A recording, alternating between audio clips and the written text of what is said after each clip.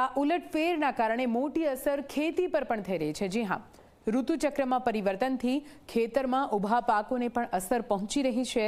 જો કે આવતા વર્ષે કેરીના રસિકો માટે નિરાશ થવાની જરૂર નહીં રહે। જી હા, આવતા વર્ષે ફળોનો રાજા ગણાતી કેરી વહેલી આવી જવાની આશા વ્યક્ત કરવામાં આવી રહી છે। જૂનાગઢ જિલ્લાના આંબાના બગીચાઓમાં અત્યારથી જ મોર દેખાવા લાગ્યા છે। જુઓ આ રિપોર્ટ।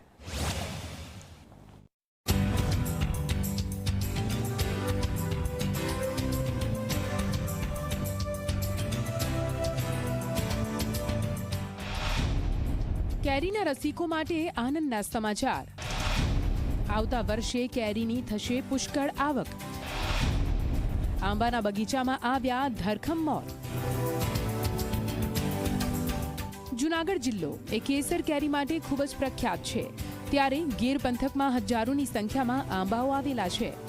આંબાઓમાં વાતાવરણના પરિબળો સામે વધારે હોય છે, એટલે દર વખતે આ પ્રશ્ન આવતા જ હોય છે।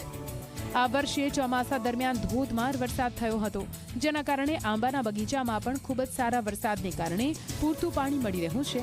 ત્યારે આ વર્ષે આંબામાં મોર આવવાની પ્રક્રિયા વહેલી શરૂ થઈ ગઈ છે।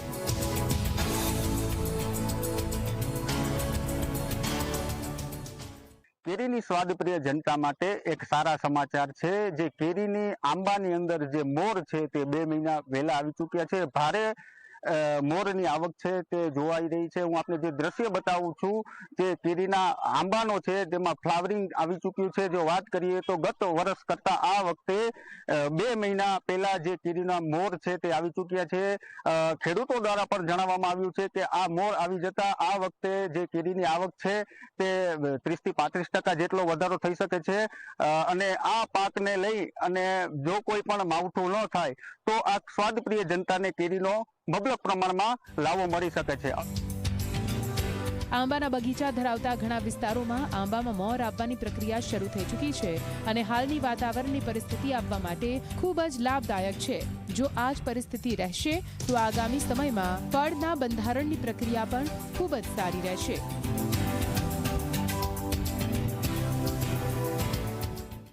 અત્યારે મોટાભાગના જે આંબાવાડિયા છે એમાં ખાસ કરીને આપણે સૌરાષ્ટ્રના જે કંઈ પોકેટ છે, જૂનાગઢનો, ભેસાણ, વંથલી થોડુંક હજી નબળું છે, પણ તાલાડા, ધારી આ બધા પોકેટની અંદર અત્યારે ફ્લાવરિંગ સ્ટાર્ટ થઈ ગયું છે। લગભગ 8-10 દિવસથી ફ્લાવરિંગ નીકળવાનું ચાલુ થઈ ગયું છે અને મોટાભાગની જે સૂટ હોય એ દરેક સૂટની અંદર ફ્લાવર હોય એવું દેખાય છે। એટલે અત્યારની પરિસ્થિતિ પ્રમાણે જોવા જઈએ તો ફ્લાવરિંગ છે એ ખૂબ સારું આવશે। હજી આગળ એના ઘણા બધા પ્રશ્નો, સમસ્યાઓ છે।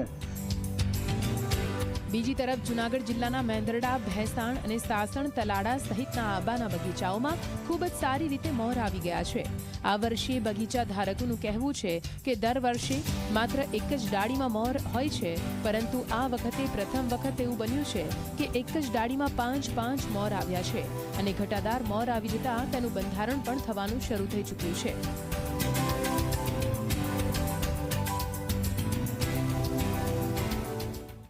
અત્યારે મારે 2 મહિના અગાઉ મારે કેરીનો મોર આવેલ છે, કેમ કે 2 મહિના અગાઉ કેરીનો મોર ક્યાંય આવે નહીં અને મારે ત્યાં ખાકરી પણ બંધાઈ ગઈ છે। પણ કુદરતી હિસાબે આજ વાતાવરણ બહુ સારું છે અને કોઈ જે અમારે કોઈ જો અત્યારે કોઈ જાતની જીવજંતુ કોઈ વસ્તુ અને કેરીમાં મારે અત્યારે મોર આવતું નથી, કેમ કે આંબા ચોખ્ખા છે, મોરે ચોખ્ખા નથી અમે કોઈ એમાં દવા વાપરતા। અમને ગયા વર્ષ કરતા પણ 30-35% અમને વધારો અમને લાગે છે આંબામાં।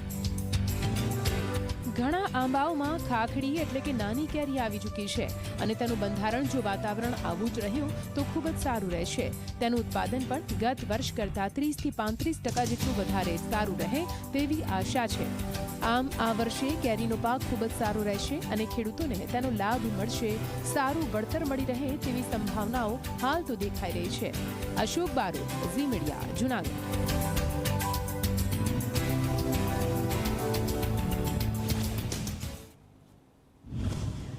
અને આ સાથે જનતાની વાતમાં અત્યારે બસ આટલું। પડી